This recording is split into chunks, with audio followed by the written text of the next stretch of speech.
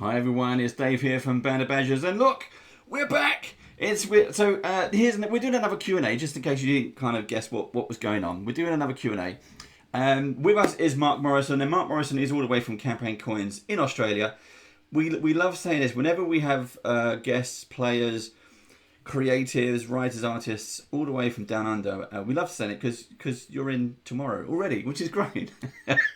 It's the future, and Twitter is still working. Twitter, In the future, all the way from So it's Friday night here, Saturday morning there. Mark has literally just finished his breakfast, and you heard it here first, folks. Twitter is still there for now. We'll wait and see what Musk does next. Get out those lukewarm takes. Don't hold back. We'll see what comes next. So Mark has been a guest on ours before. He's been on a guest play with our Rise of the Rune Lords campaign from way back. So it's great to see him back with us. Thank you for joining us again, Mark. It's always a pleasure. And normally it certainly is. Hello, Dave. Hello, Steve. Good morning and good evening, Steve. Steve's been there as a co-host. He's been there. He's got his camo on because he's trying to hide. I've got me. He's trying to blend into his yellow chair with his green. It's the green behind me. Yeah, it's a banana backpack. But anyway, Mark at Campaign Coins. If you didn't already know, there is a Kickstarter. Now, right now, we're into the last few days of the Kickstarter. And it's about the coins of Absalom. So if you're a fan of Pathfinder, this is what we're talking. If you're a fan of coins in your games or tokens, and you can use them for anything, we're going to be talking about that. We're going to talk about some new stuff, some old stuff, because I've got a collection of bits and pieces here that I use in my games. And it's always fun to use physical items at your gaming table. Not just D&D and Pathfinder, but all kinds of things. I know Mark is... I've seen some of the photos they've posted on social. He's a big fan of Beowulf. Oh God, what a great game! I haven't yet played it, but seeing some of your clips and some of the photos, it's like, oh, I really want to get hold of this. Right? I'm intrigued by this game. So we've got a few questions coming in. It is just a sit down, grab your drink, grab your tea. For those of you joining live, if you have a question for Mark or for the team at Campaign Coins, do put it into live chat. Type question, put it in. If we see it, we'll shout it out. If it's rude, we'll probably ignore it. We probably won't. We'll say it anyway. What's your audience? What's going on here? Well, you know, we're coming. It's as we film this, by the way. If you're watching this on YouTube, we're middle of November. We're getting ready for Christmas now. I think that's what we're into. We're into the Christmas straight. These perfect gifts for the geek in your life as well. They are absolutely gorgeous, and I'm going to say, look, see, coin can. That's not a promise that they will have them by Christmas. No, you won't have them by Christmas. You'll have these other in stuff. April 2023. Yeah. Yes. But you can buy stuff now. Campaign Coins has a. Are you going to be doing a Black Friday sale? Has a sale already started? It is traditional on previous years for us to have done a Black Friday sale. Therefore, a betting person would say yes. Yeah, there you go. You see. Yeah, and we're doing one. Jesus, God, this interview technique. You get the truth. It's perfect for getting those presents. It's all gone to hell. When Brits and Aussies mix. Right. So. You know the rule. Oh, by the way, if you're watching this on YouTube, thank you very much. Hit the subscribe button while you're there. And if you have any questions, put them in the comments below, and I'll send them over to Mark and the team. And if I don't know the answer, I'll get the answer from them directly. But anyway, Mark was kind enough to send a sample of the coins of Absalom over to us. I've been having a look. We also have an unboxing video, which if you look over there in that corner, by the time this goes on YouTube, there'll be a thing that comes up. But you can check out our unboxing video and to check them out. But I'm going to get Mark to talk us through. I want to know more, and I'm going to start with these are incredibly detailed for coins. How? What is the process? Is this? I'm assuming this was okayed by Paizo. Were the designs created by Paizo and then you just made your own coins? Were they in artwork only? These are big questions. Well, the big answer is like here you are, you've got your first big question, this searing interview, and I was just belched. So thank God for the mute button. So there you go. My answer is brah. Yeah. Too much tea. It's 7:30 here. Give me a break. Um, Oh, there we go. I have wanted to do actual Galarian coins forever. Paizo are our huge friends of more than a decade, going back to when Andre was working one summer at Chaosium in the warehouse and sent some books to Lisa Stevens. This is like in the 90s, so they were kind of aware of each other then. And then so Andre, who started the company, then set up kind of a friendship with Paizo. They became his second distributor for the coins. And the coins used to be in the Game Mastery line. And you can still see some of those kind of kicking around the old Paizo Game Mastery line, which preceded the Pathfinder branding. So we've been in their orbit, and I remember going to Paizo in 2012 and talking to Lisa about the coins and arranging a reprint and thinking, we could do some actual Pathfinder coins. And quick as a flash, 10 years later, we're kickstarting them. Bam! There you are, the speed of metal. So we kept the idea around, and second edition was a perfect time to bring out metal because it's a new edition and it's a time to show people a new way to play. So that's when we did our hero points. That's so much glow. I've got some here. There we go. Oh, step! There you go. And these are incredibly done because you've got the Pathfinder Society emblem, and I'm going to use my pointy stick here. This is how technical we get. This is not flat. This is like highly, I would say, engraved, but there's like multiple levels on these things. You could use your pointy stick for its intended purpose and rub it carefully over some paper and make a rubbing there, can you? You could have said that before we hit press live, you know. Then I could have prepped some stuff. But you want to do some brass rubbing, Steve?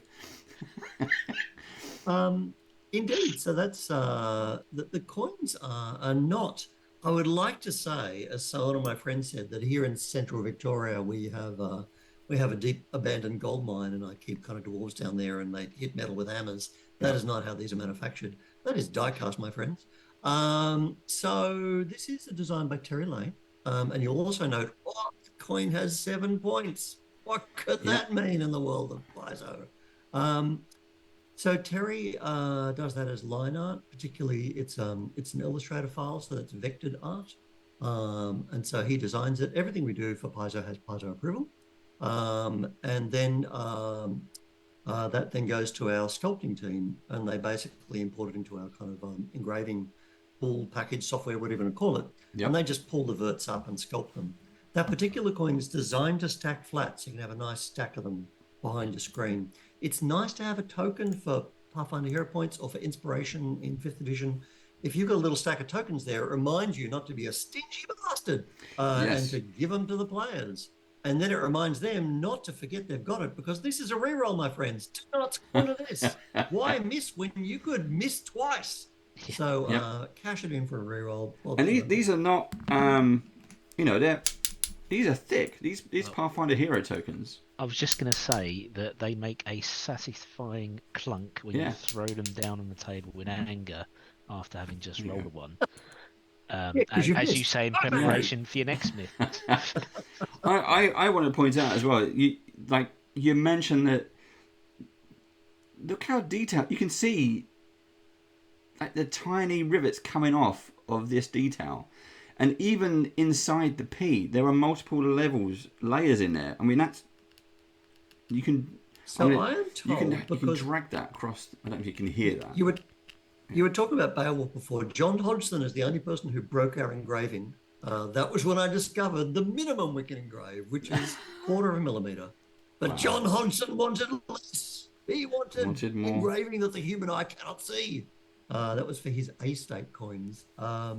So yeah, we can engrave down to 1/4 millimeter. So it's die cast. It's not smash with a hammer. If you want coins for the smash with a hammer, go see Shirepost Mint. They are gorgeous handmade coins.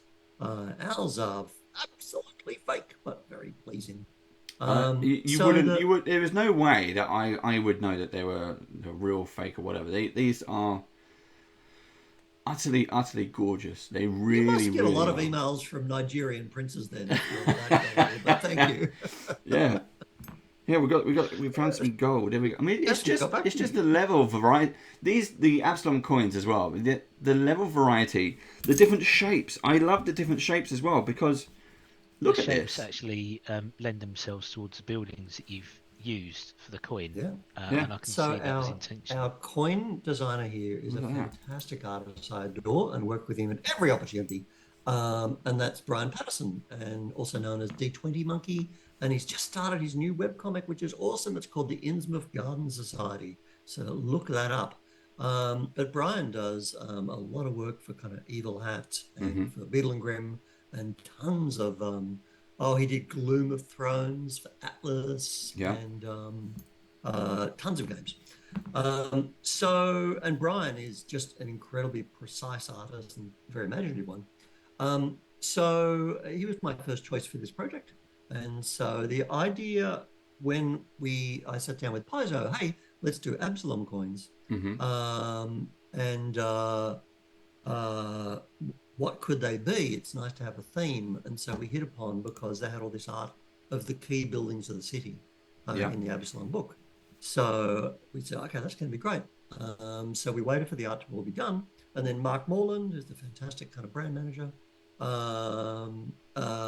provided us, like, here are the buildings to use. And then, so with that, we then ascribed what the values would be according to kind of what the building was.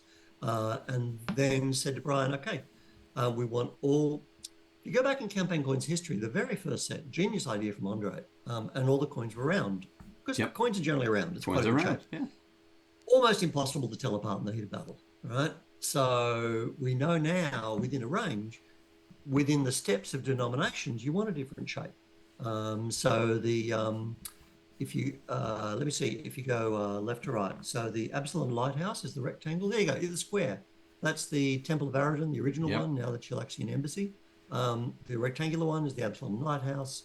The diamond one, that's Skyreach, which is one of the 7 towers of the Pathfinder Society. And then the oval one, that is Brain Fade, Hall of Commerce. And then you've got Mithril Hall. So if you put them all in a line, they're all different shapes. So you're not going to have any confusion between the steps. And We've actually, got, the 1 coin and the 100 coin are both round. Plus, they've got honking big numbers on the back. The numbers on the back are very clear as well, which is what I like. We've got a question. I'm just going to try and pause it for you. So we've got a question from Unliving Luke. Thank you for joining us, Unliving Luke. And they are asking... Sorry about your loss of living. Let's hope it wasn't on purpose. Are the coin sets the same, regardless of the coloured bag they are inside? Or are they different coins added especially for the Absalom districts? Now, on screen, we've got 2 of the 4 bags.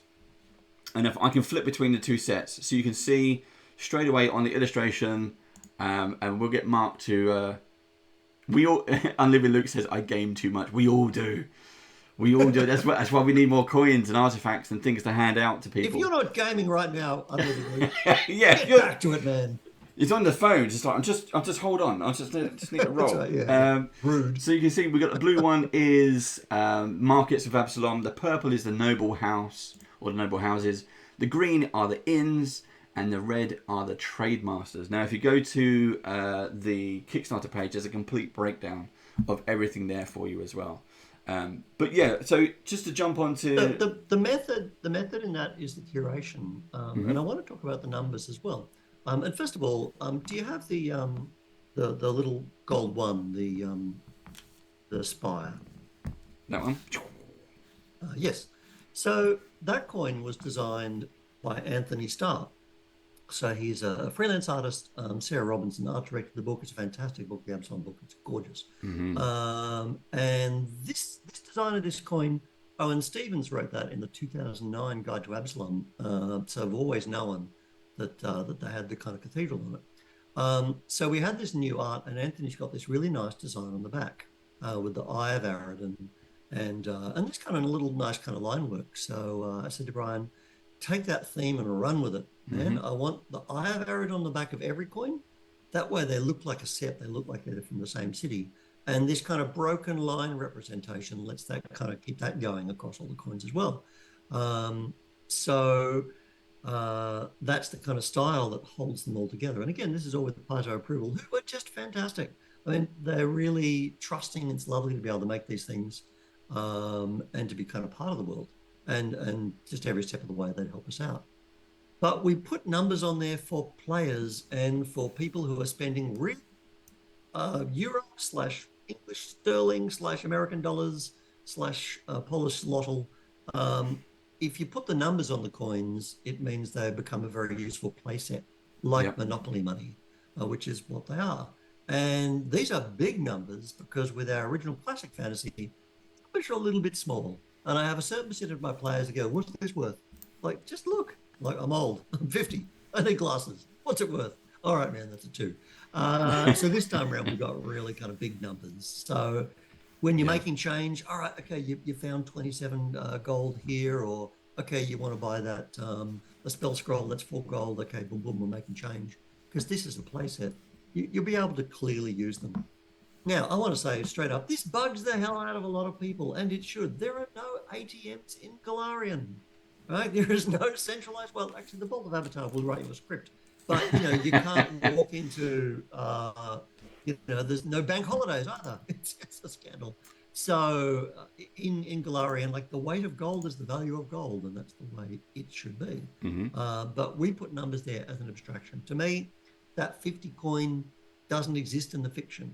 There's probably coins stamped with the Mithril Hall. Like, okay, it's a commemoration coin, but you'd have 50 of those coins. Yep. So it's a kind of a halfway house between something playable that you don't literally have to buy 1,000 metal coins to buy a magic sword, but you can get along with them. So that's that. So Brian has taken the painted art from the book and just painstakingly worked out a good angle, worked out a really nice frame. You were saying, Steve, the shape of the coin matches the shape of the building. Thought of some little extra decorations, moon, stars, gulls, like to fill up some of that blank space, and just gone to town, and probably, as his chiropractor would have had a word over the hours slaved over the incredibly fine detail, and that's why it's such a good-looking set.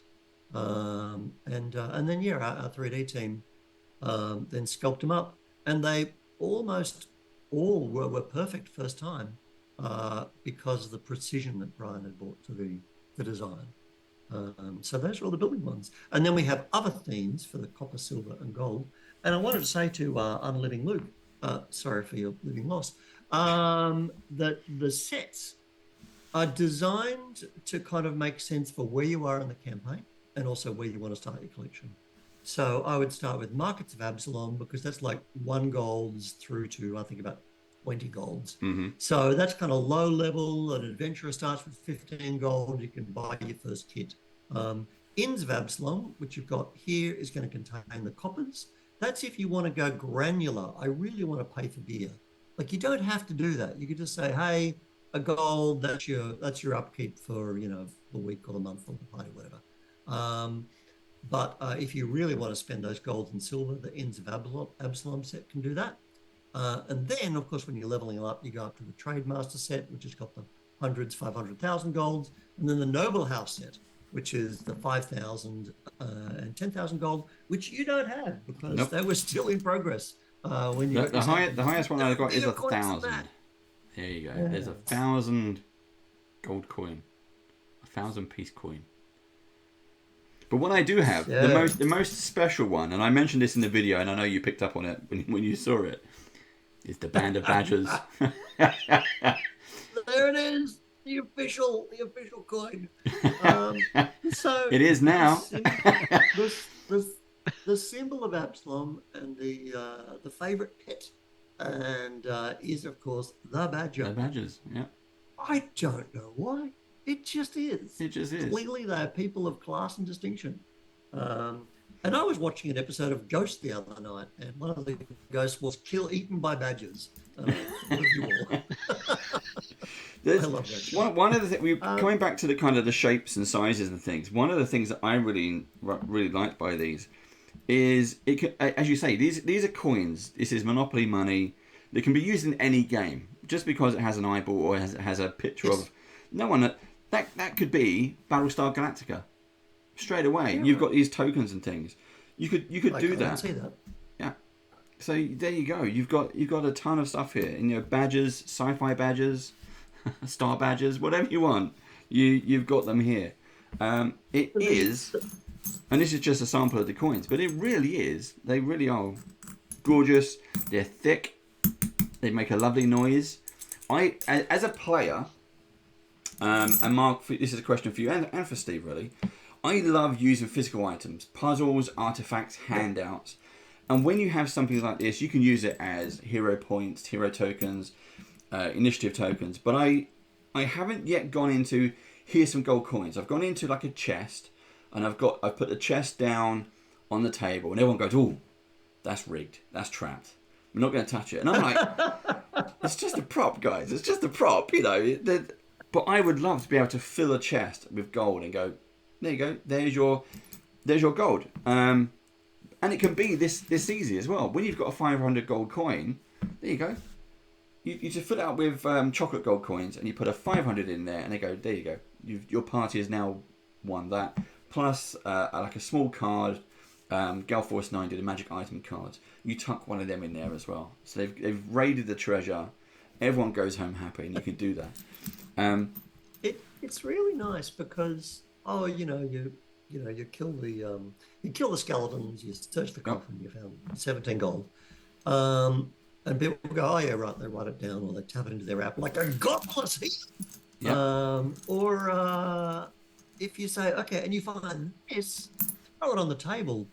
It kind of like, we love to role play, but like we're sitting on our ass for hours pretending to be an elf. And when those coins hit, it's literally a wake up. Everyone goes, oh, I've got money. And I think it's all about the tooth fairy. I swear to God, it's magic money under my pillow. And so everyone loves that. Like, oh, here it is. And it's a nice moment when you have that shopping session and everyone's kind of going, all right, how much do we got? Let's pool our funds. Like, what can we afford? It's nifty. And we do denominate them and we curate the sets. I was going to say work like the change in your wallet, but we're pretty much cashless these days. In the olden times, so 5 ones make a 5, 4 5s make a 20, 5 20s make a 100. So if you curate your treasury like that, then you don't break the bank. And that's how Andre suckered me into being part of this company. I just needed more coins. Like, the players are bankrupting me. I can't make change anymore. I need more coins. And he went, oh, the coins. I wish I had more time to do them. And I said, I have time because THQ just closed. Yep. I will get involved. And here I am. So yeah, they are designed for play, and we just love it. Here's the 5. Oh, so much glare from the Australian sun. My God. Anyway, trust me, that is a 5,000 gold. No, camera not going to. I love it. Again, another unique shape out of it as well. Love it. Yeah, so I mean, we can do shapes of this. Whoa, glare. Okay, so that's the 1,000, and then a big honking triangle. This is good television. Actually, that's the 10,000. Yeah, sorry. And then a massive big rectangle here as the. That's nice. The 5,000, but you can see them on the website.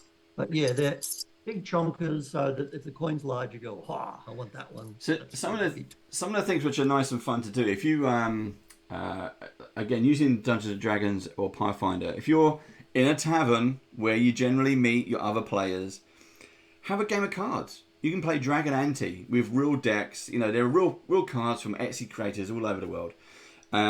You throw your players some cash, and then they're playing. They're playing for money. They have to put, okay, well, how are we going to win this?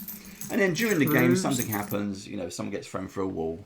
It all goes bad. But it's another really nice tactile way of getting that. For especially if you have players who are a bit shy, not very much experienced with role playing, and suddenly like, hold on, I've got to think about this. What would my character do, or is my character crafty? Are they nervous? Whatever they are, okay, let's give this a try. Let's have a play and see what turns up. I wanted to kind of change tact a little bit. I do love it. it does change the energy to have a prop also, and there's something to inspect. Even like bringing out the new battle map, like, and now I'm using the Warlock tiles from WizKids. They're fantastic. When you reveal one of those, everyone goes, it's like, well, you can imagine it, but no, there's something about, it's show and tell time. Like, everyone loves that. I just have to say that 3 Dragon Ante, that goddamn game, I literally bought a company because of that game. I bought shares in Campaign Coins, and I'm now director because I got addicted to Campaign Coins playing 3 Dragon Ante, which ground our Pathfinder Eberron session to a dead halt for 3 months because Nick bought 3 Dragon Ante, Rob Hines, whose genius came, and that's all we did. So we're actually kickstarting our own fantasy gambling game. It's called Rochi, and it's designed by James Ernest, Kill Dr. Lucky fame. And it's got beautiful art by Mark, whose surname has tumbled, Mark Ferrari, who's one of the original digital artists on Monkey Island. Wow. He did the Sandy Peterson's Guide to Dreamlands back in the day. And from the fiction of Sonia Oren Lyris from her Sia saga. So we wanted to have our own fantasy gambling game that your adventurers can play. So that's coming to Kickstarter early next year. Fantastic. Okay, so we've got more stuff to look forward to.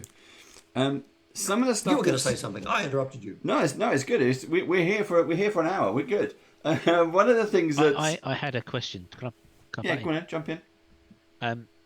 So the coins are all different colours. Yes. You've got copper, gold, copper, silver, gold, silver colour ones, and then platinum. Black. Are you using the same material? So how do you achieve the different colouring? Yeah, under the hood, it's a zinc alloy, but not like, zinc that will kill you, like, tiny microns, levels of safety tested. Just don't ingest it or, bite it like in films, as Quinn says. And then it's electroplating. It's antric plating. So you put the plating on, and that's got a trace element of the different materials. And so that's why they all have this kind of different finish. Our platinum, we always used a really, really high shine reflective treatment for that, but we've changed it up for this to use a kind of an antique nickel finish. It still looks deluxe, but you can actually see the detail. Whereas the classic fantasy platinum, it's like holding a tiny mirror. Yeah. So unless you're in natural light, it just bounces straight off. What's good about the old platinum is you just never go, which one's platinum? Because it's obvious. But this new finish is better. But what we've done, if you look at those, is you can see that the Sphinx there has a crenellated rim around the coin, and the badges have a straight rim. So that's just to help you, if the light's a little bit low, okay, I know the platinum have got that kind of, it's like the walls of Absalom, and the other one has the kind of straight edge. Yeah. Plus it's got the script on it. Yeah. So yeah, that's how we make them. Cool. Thank you. The so one of the other things that you were kind enough to send over is as well as coins. Now these aren't in the Kickstarter campaign, but these are available to pick up and find. These are the concentration tokens, and I love these. And you mentioned using Warlock terrain, and I use terrain and miniatures and all that, and I love that kind of thing. I've used a lot of your coins and these kind of tokens as decoration. This is like a I recall that from our Stone Giant game. That was the magic door. Exactly, yeah. So you've got like some bouncing laser puzzle shit. I had stuff reacting, stuff appearing. There was kind of here's an item on the floor, and then the where is he? Where's my Dritz? There we go. Dritz comes into the room, dump, steps on it, and causes a trap. Now and evaporates. Series over. Sorry. But then exactly. Then he's gone for. But these are gorgeous things. Again, this is where it's did Brian the idea? Again, Brian Patterson. Where did the idea come from? Is it just because you needed something? Because these are concentration tokens. So this one is the Arcane, I believe. We've got Arcane, we've got Nature, and we've got the Holy one. Divine. The Divine, that's it. Yeah, just looking at everything we make is because we want it, and so we love playing with coins. We're always going to do currency coins. Of course, some things are licensed and so on, but usually anything that starts originally, like the compass, like I can't tell which way is north, east, south, or west when I'm behind the screen and you're looking the other way and you're coming in sideways. And like, Yep. there's smoke from the southwest. Which way is that? I don't know. Over there. So the metal compass came about because I wanted one. This is the same thing. I never remember concentration. And weirdly, neither do players. Correct. Like, oh, you mean I have to make a saving throw or I lose my spell? Like, do Druid. So I just thought, how about something to let you know, like on off. And also, this is an opportunity to make something that's just beautiful for its own sake. Yeah. Like it's just a lovely little bit of magical prop. And I did want them also to work on a table as a miniature thing. And so Brian just nailed that first design. There just used to be one concentration token. Like it was just, that was it. But it was so popular and did so well. We thought, well, maybe it's a chance to make more really beautiful things. That people will just want because they're beautiful, but also like spellcasters will have their own flavor. Because the huge change in new D&D is that it's the players who used to be tight asses back in the day. Mm-hmm. Maybe they'll buy you a bag of chips if you're lucky. Actually, my players are lovely. You're lovely. You know what I do with my players? Dungeon Masters. I charge my players chocolate.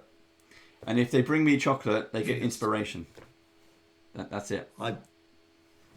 Doesn't matter what game. Get sugared up. D&D or Pathfinder, they bring me chocolate. It's like giving an apple to your teacher. That's what it is. Bring me chocolate. You'll get inspiration or a hero point straight away. You're in.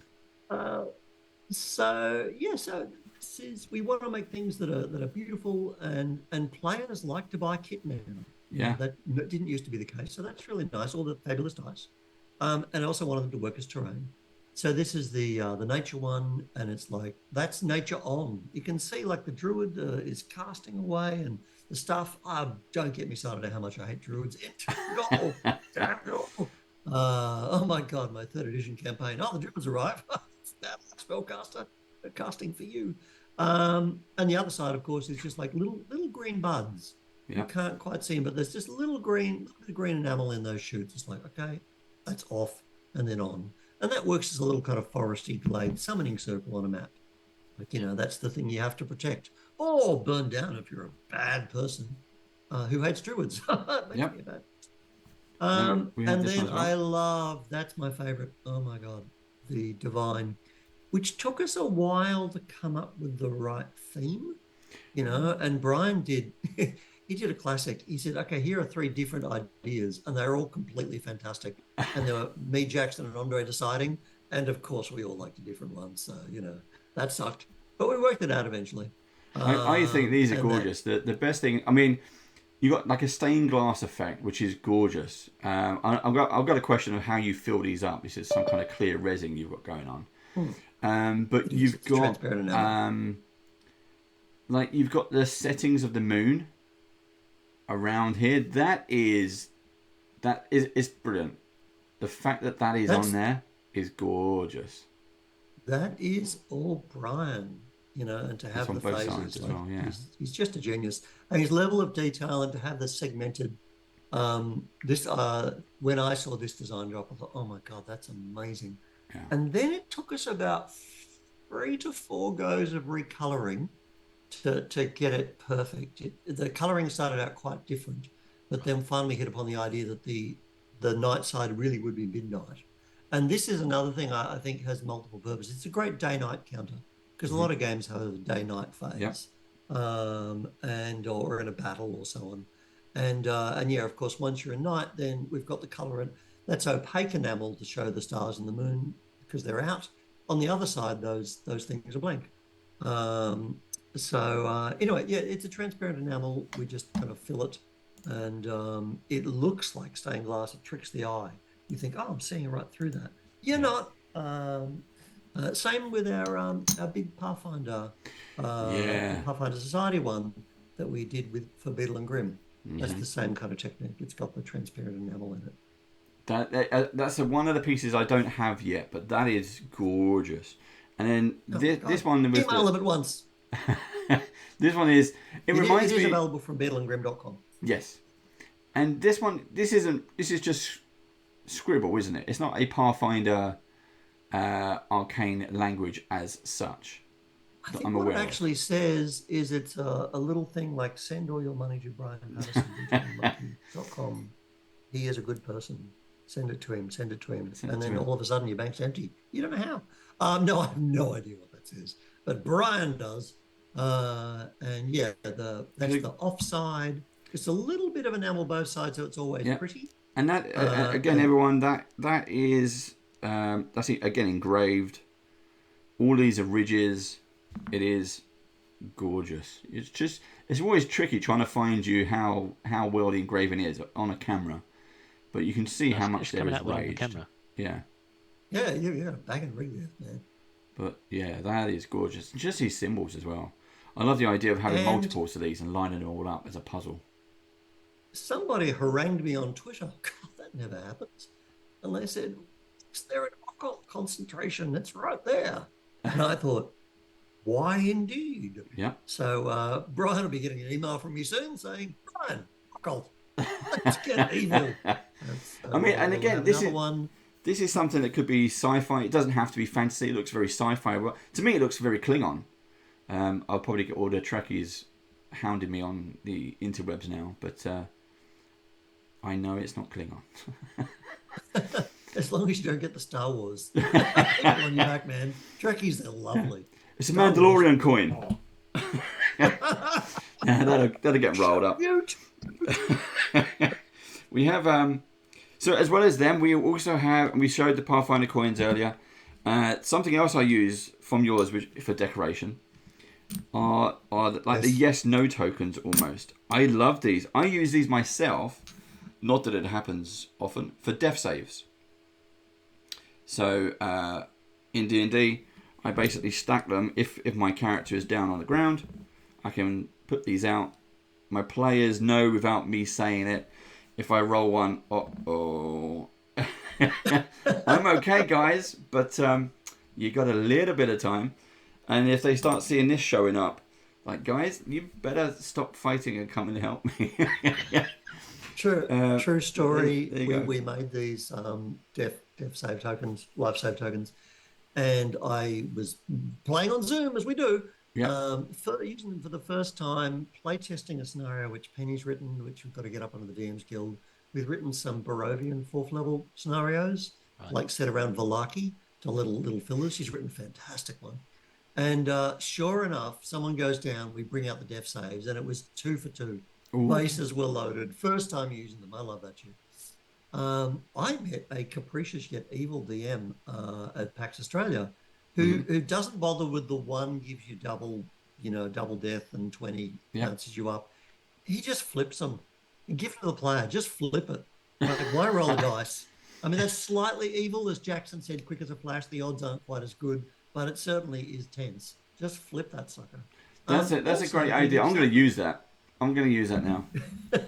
Be warned, players. Don't get that. Roll a 20. I'm on my feet with one hit point. Yeah, just roll this. I'll give you 3 chances. Here you go. Flip the coin. I love that. Flip it. Also, they're exactly the right colours and exactly the right size for playing Resistance. Mm-hmm. So all those kind of hidden roll games, and there's a set of 5. So your Secret Hitler or your particularly what's the Arthurian one? Fallen out of my head. The other one. Yep. Whoops. Oh, Unliving Luke just followed us. Thank you very much, Unliving Luke, for doing that. Much appreciated. Go over to our YouTube channel, subscribe. YouTube.com/. Long may you unlive, Luke. Yeah, become a regular. We'll bring you back. I tell you what, can we bring him back? No. You're undead forever. Undead forever, Luke. There you go. I love that. And design. I just want to say they're designed by Drew Morrow. They are gorgeous, and again, the skull eyes are indented. I'm just trying to show this skull we also put on a dice tray, and that's my dice tray of preference. I want to talk about another skull, actually. I'm going to hijack, because these are so rad, and they haven't done so well, and I think that's because I haven't found the people. So maybe I'll find them here. But these are our... Oh, bloody glare. Now, look them up on the site. There are Wargame objective tokens. Yeah. So it's a set of 6 big 40 mil tokens. They're thick. And on the back, they're numbered 1 through 6. a kind of a number and a crosshair. So you put them down on your, Gothic war game. I can't imagine one you might play with miniatures. You put them all down on the battlefield, all skull side up, and then you mingle them around. Nobody knows which is one and which is six, and then you over them. So they turned out really nicely, and that's a big chunky stack of those. I like the look of those. Wargame objective tokens. These are so, and I've used these in decoration as well. Again, in the dungeons, it's always nice to have, especially if you get like a library or a boss. You want to decorate. You can't just have a desk and stuff. It's very light on dungeon terrain, but when you get something as nice and colourful, I put a bit of blue tack. I stick it on the wall. It's just there, and people go, "Oh, what is that?" Of course, it means something. Nice. It's why it's there. Go and investigate. Go find this. And then you have to rotate it and go backwards and forwards and backwards and forwards. And oh my god, it's great. I need a Skyrim claw. Yeah, exactly. Yeah. Can they it's unlock funny it? How obvious the Grail is as the life symbol, and how long that took to work out. Really? Like there's almost months. Like, oh, of course, a Grail life. I mean, obviously, a little bit kind of, on the Arthurian/Christian side of things, but everyone gets it. We were playing with stars and suns and all kinds of different things and swords and blah, blah, blah. But yeah, that's the one that worked. It is I very, like very the nice. background on them as well, actually. It's nice because this one has the background. skulls, doesn't it? It's got the skulls, yeah. Yeah. Yes, it's almost like holographic. Yeah, I love that transparent enamel. It really tricks the eye as to what's kind of going on. You think it's stained glass, you think it's holographic. And we do meeples with that finish as well, and they're gorgeous. Oh, they're just eye-poppingly gorgeous. And each meeple is a different metal finish, and it's got a different background pattern. And my favorite is the green bamboo one. It's just, and there's a Japanese wave button one. They're just lustrous. They're so nice. We mentioned you mentioned a compass as well. Now I've just paused the background image behind us because it features your new compass, which is part. Yeah, there it is. It is gorgeous. I know it's metal, but it looks like it's been carved out of stone in the illustration we've got on screen. You've got the Pathfinder Society symbol in the middle with a little bit of green. Northeast, west, and south. Northeast, south, and west. They're inlaid with a little bit of green. That's why you need there. This thing. No one remembers. It is gorgeous, and these things as well, because I've got some of the other ones. These are kind of like paperweights, but yeah, the compasses, but they're flat on one side, so they don't damage your paper. And then they're kind of 3D and raised here, and this is one of the paperweight sets.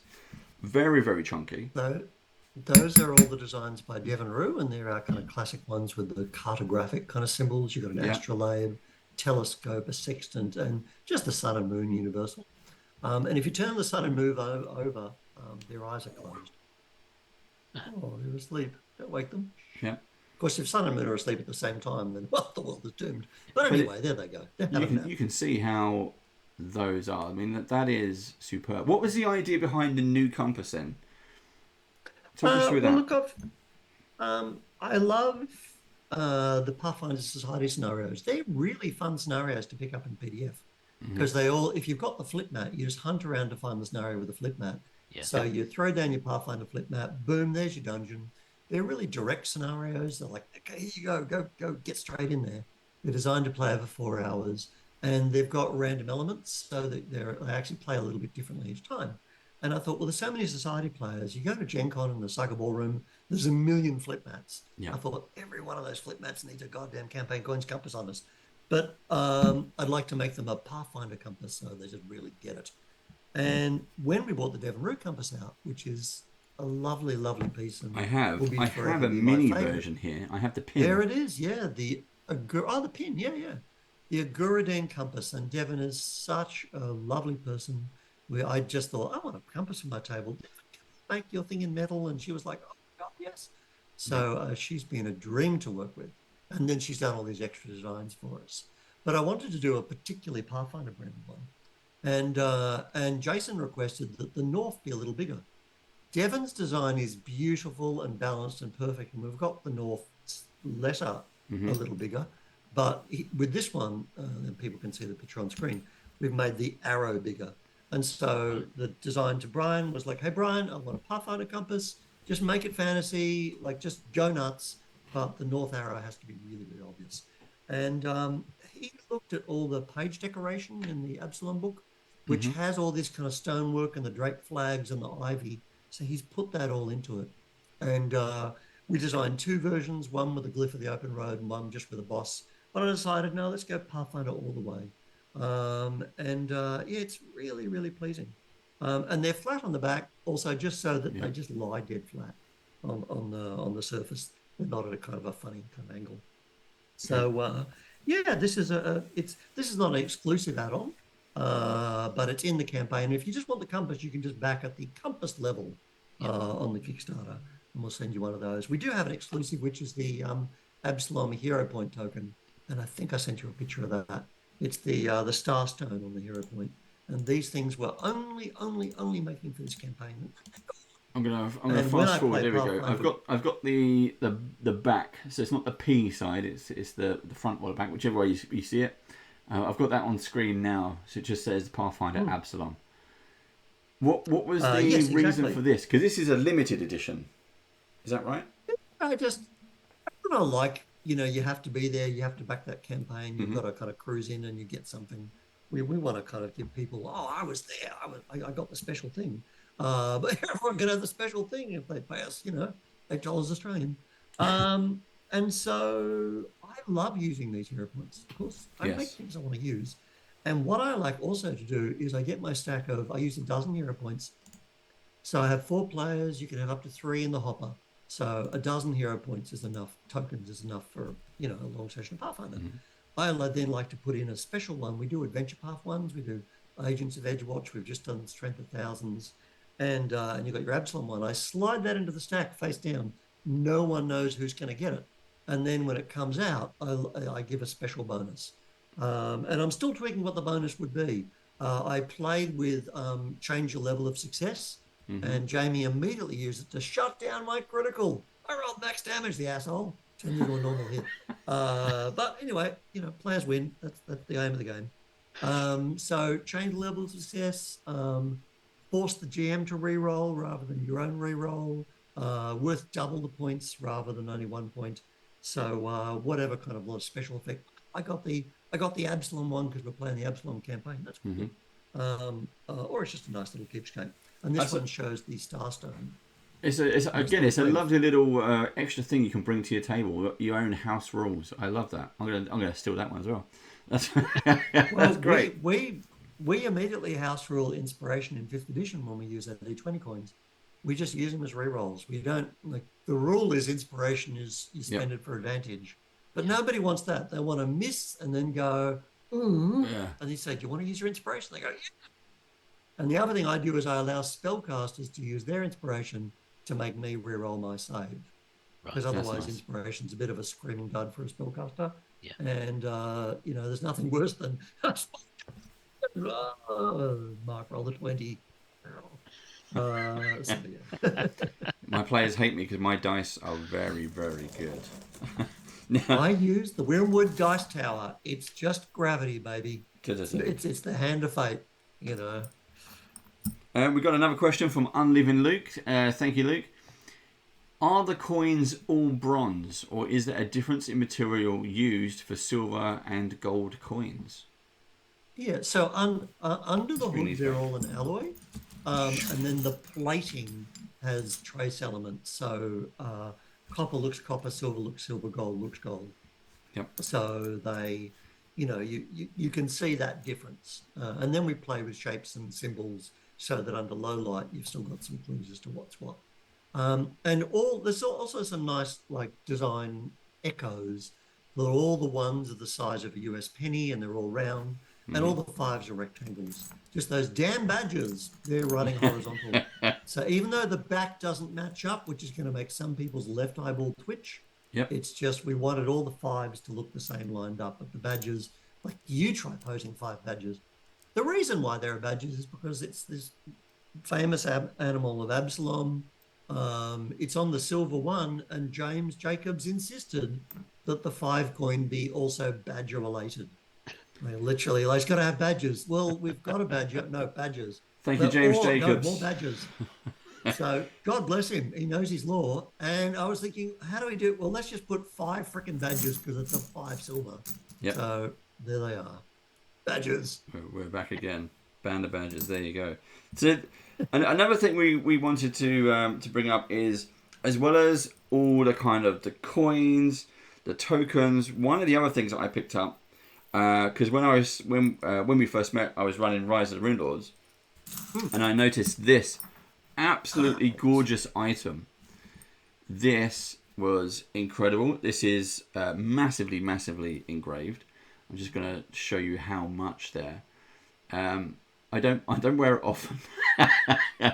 Hey, yeah, but it's gorgeous. It shows the each of the runes around it, and the best thing is the Sahedron itself. When you flip it over, there is the gem inside. There it is. Again, this is, and gorgeous. let us be clear about this, the shittest magic item. Like, it's like, it's a magic item that lets your boss spy on you when you're dead. Yes. Yep. It's fantastic. It does nothing. It's like, but... the big Pathfinder symbol. Beautiful design by my dear friend Terry Lane. So I worked with Terry at Blue Tongue THQ, and we did a game called The Blob for Nintendo Wii, a couple of those. Yeah. We also did a game called Barnyard, which is Grand Theft Cow. But he's a hilarious fellow and the lead artist on Carmageddon, the original. Yeah. So he was on the aisle making that incredibly mad game. So Terry is a lovely chap and plays in my Pathfinder game. And again, it's just, look at the detail in there as well. Look, that is incredible. Yeah, it was the first thing Terry did for us. He just went all out, and he wanted it to be scalloped. He wanted the idea that this is like almost a Hellraiser kind of lament configuration. Yes. Like this thing is opening up, and it's really sharp. Looks really unpleasant. It is just fantastic. And that was the first licensed Pathfinder thing we made as a bit of a toe in the water. It is something special. And again, we've used that. I've used this as decoration during the Rune Lords campaign, not just for the item, because predominantly our Rune Lords campaign was done during pandemic, so we weren't around the table when we played this. It was trying to find other inventive ways. We still said, okay, now you have this. This is what you have, and players wore it, and when they died or when they became unconscious, it opened up. Or if they made dodgy choices, I made it open up then. But most of the time, I only showed them the one side.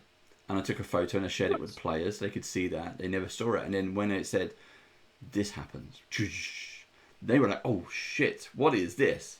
It really freaked them out. But again, I would love to... It's one of those games I want to play again, but around the table with using all of the goodies. I must say, I felt Zoom was the technology that was there for us at the time the planet needed it. So all power to them. And we're talking on Zoom now. And so when that all kicked off, I just said, okay, well, we're going to make some campaigns because we're all home. So we're going to stay connected.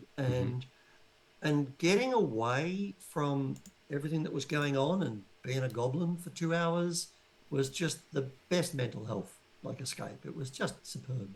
Yeah. And so I ran this fantastic campaign called The Sea King's Malice by Alex Hammond. It's out from Frog God, a 5th edition campaign. Yeah. And that's a wonderful seagoing campaign. And we just were on the wide seas. It's like watching Moana. You just mood lifted because you could smell the sea breeze as opposed to being in your house looking at a webcam. So we had the best time on Zoom. But once we're back, vaccinated, and if people are sick, they stay home, I actually can't go back to role-playing on Zoom. The genie's back in the bottle for me. But for a lot of other people, they're having a great time and staying connected all around the world and playing that way. But it's funny. It's a different experience. Yeah. I've got back to you can still have these person. things as a keepsake, on your desk while you're playing. Sorry, Dave, you're saying? No, we've managed to do both. So we're back in person. So we managed to to bring these items to the gaming table. But during pandemic, like, we met so many people from all around the world. It was one of the things where we can continue to play games with these people that we had, the same hobbies, the same feelings for the games, the same history, the same love of these games. And even then, like, we'll have something silly. So we'll do something where I know Steve's got the Hero Point coin. I'll go, oh, there you go, Steve, and I'll put it up there. And then Steve can take it, and then he's got it. Yeah, there you go. Oh, wow. The magic of Zoom. I think that's the first time that's worked. Are you supposed to pull it out of his ear? Yeah, there you go. Well, I can do that. That's right. There you go, Mark. There's a special one for you. I'll just put it in the ear. There, it slots right in. There you go. Ooh, look at that. It's utter magic. We are playing games which involve magic, so you might as well. So we're gonna start kind of wrapping it up, folks. If you have, for those of you joining us in live chat, if you have questions for Mark or for Campaign Coins, shout them out now. Okay, anything you want to ask, shout it out. But Mark, we're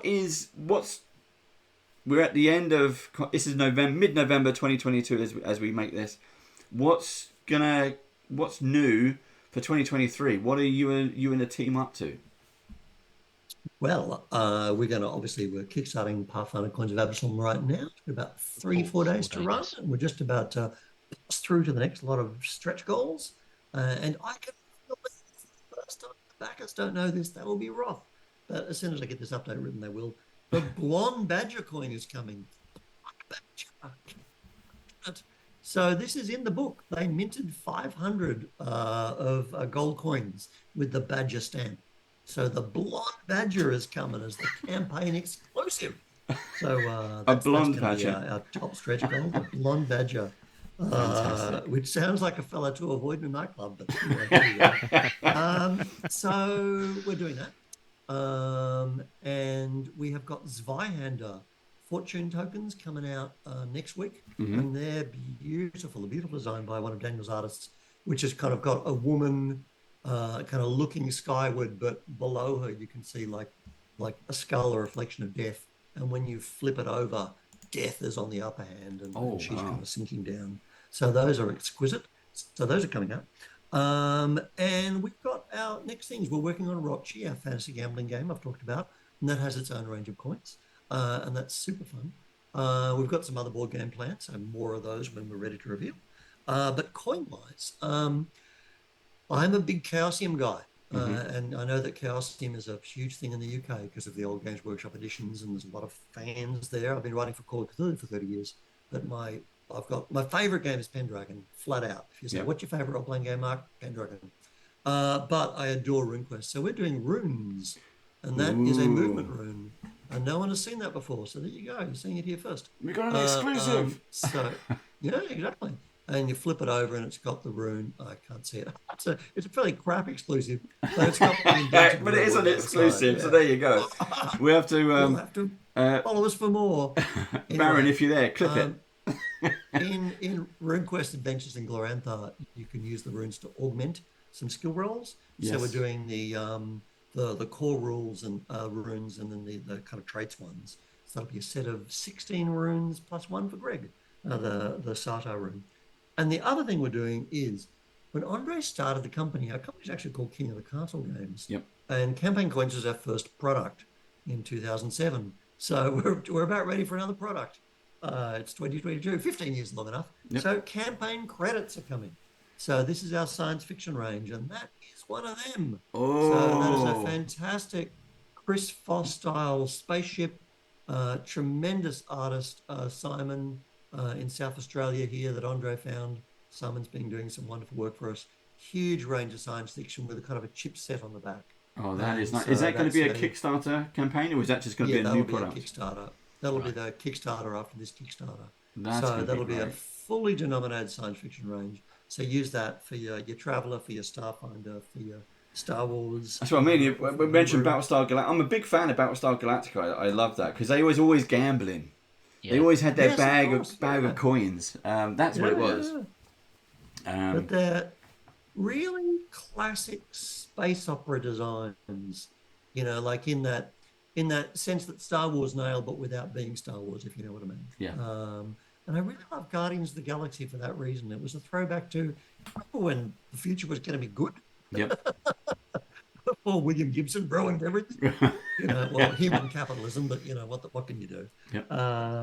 Anyway, so campaign credits. It's coming, and RuneQuest runes, and all kinds of other stuff. I may sleep sometimes. Who knows? Definitely looking forward to the sci-fi, because we were talking about that as I mentioned, Battlestar Galactica. But yeah, Steve's a big fan. We're playing Alien at the moment. We've got Alien RPG going on. Although we haven't had to worry about money, you just got to survive. Really, you got to. Burke is very interested in money. Like, if it was not for money, there would be no plot. Exactly. Although you could do some, if you can. I don't know if it's a license issue, but yeah, get some Alien coins. That'd be nice. And then we've got Coriolis, but Coriolis could be good with coins, Steve. Coriolis would be good with coins, yes. And so when you was talking earlier about using some of the fantasy coins for sci-fi, the first thing that immediately jumped into my head was the gold pressed latinum from Deep Space Nine. Oh yeah, because they were big bars, weren't they? They were big bars. They would be awesome handing them around the table. They would look good in Coriolis, but because Coriolis has got that slightly Middle Eastern theme to it as well, coins would work really well in that. Our range is definitely kind of nods to the classics. A lot of Asimov when you get down to it. Right. Yeah. I forgot to mention some coins we've just made, which are spectacular. We've just got the samples, and they are the Dark Tower coins. And this is the Judges Guild module by Janelle Jacquays, like the classic, groundbreaking design, and Andre's favorite module when he was in high school, Advanced Dungeons and Dragons. So Goodman Games have rebooted that in their classics reprint series, and so we just said we've got to make coins for Dark Tower. Like, without Dark Tower, there would be, Andre wouldn't have this deep love for AD&D and D&D that he has, and led us upon this path. And they have big chunky coins, and we're so delighted that Janelle did us brand new designs. So they are really sweet. So they're coming as part of Goodman Games Kickstarter, and then we'll be having theirs on their website as well next year. Right. So one quick question on terms of, you've already got the relationship with Paizo and Pathfinder. Now, obviously, they have Starfinder. Is your sci-fi coins, are you going to be able to do Starfinder themed coins, or is it just going to be start with one type of credit and then go to something else?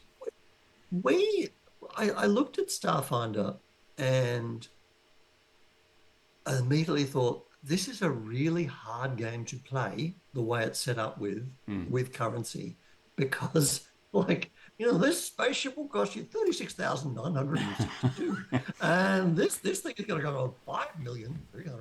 It's just, it's totally balanced, but they didn't round those numbers. So for a while we messed around trying to make a cred stick prop, just as like a Sihedron, just like a cool cred stick. We need to get back to that. It just didn't work out. Wasn't quite blingy enough.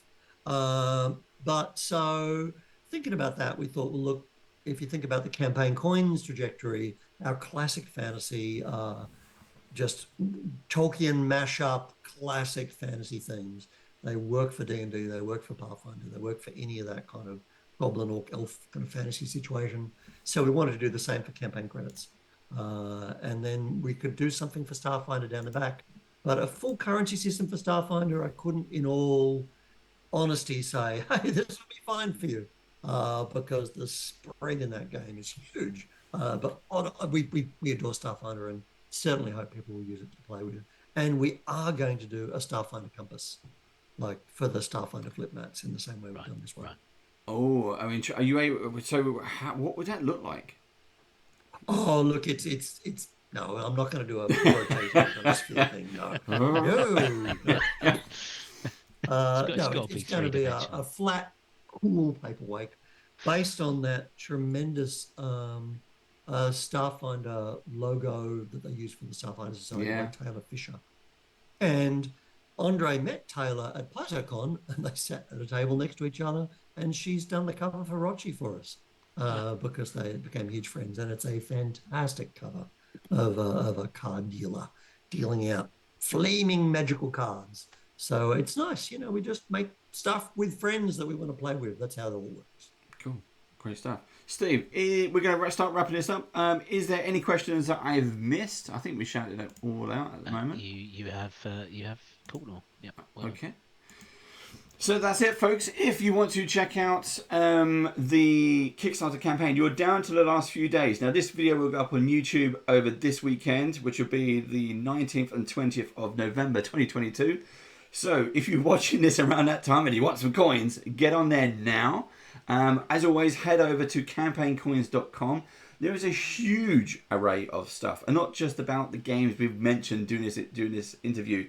There is a ton of stuff out there. Even if you're not into it, the keepsakes, the artifacts, the gizmos that you can give out to your tabletop players is amazing. As you said, even if it's a keepsake, as a present to your players, anything you want to use them for, just kind of keep being imaginative with how you can bring these to your table. Mark, it's always a pleasure to have a chat with you. It's been excellent. And just to throw it back at you, of course, huge fun playing Rise of the Rune Lords with you. Cool. And you played through Malevolence. Yes. So if any Pathfinder fans aren't aware, they can watch you guys being hilarious playing the game. And what are you running right now? What's the latest campaign? Right now, we're kind of entering our Christmas break. We were going to do something with Beadle and Grimm, but we couldn't, because there's pesky things like Thanksgiving. It kind of limits what I was like, oh yeah, these some dates, these are fine. And then some of our US-based players went, it's Thanksgiving. Like, right. Just come play games. I mean, you play every other day. So we've put some things on hold. However, we have our Christmas party coming up. Mark, I'll send you an invite for that as well.